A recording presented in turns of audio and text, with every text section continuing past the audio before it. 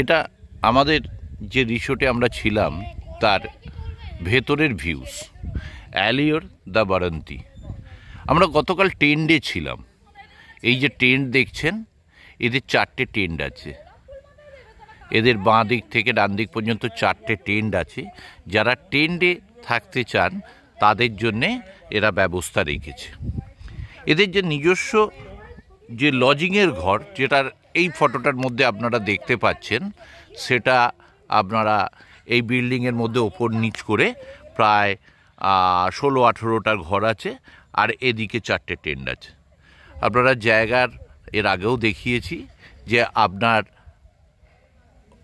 যে অপূর্ব যে শোভা, যে রিসোর্টের পাশে যে আপনার পাহাড়ের যে হালকা চূড়াটা দেখা যাচ্ছে, যেটা বরন্তী লেক থেকে একদম কাছে হবে।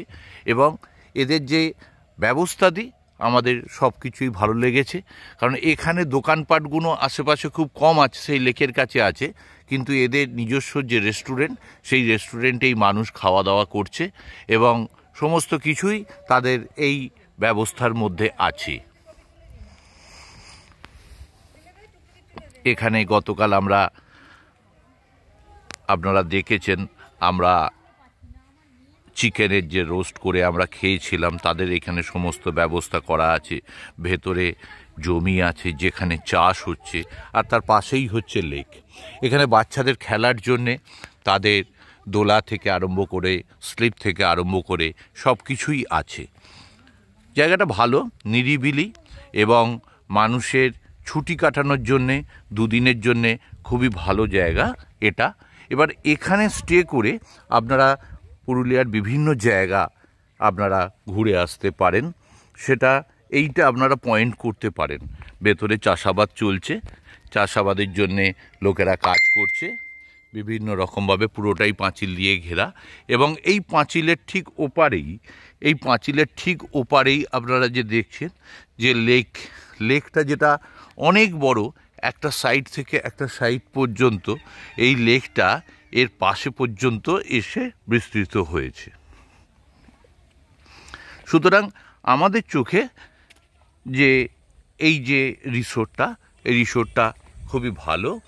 আপনারা দেখছেন যে ব্যাক সাইড ওই যে দেখা যাচ্ছে পাহাড়, পাশ দেখা যাচ্ছে লেক। এই পরিস্থিতি নিয়ে এদের এই রিসোর্টটা গড়ে উঠেছে। সুতরাং এটাই মানুষদের জানানোর চেষ্টা করলাম যে যারা আপনারা পুরুলিয়া 2-3 দিনের জন্য আসতে চান, তারা আপনারা এই রিসোর্টটাকে চুজ করতে পারেন।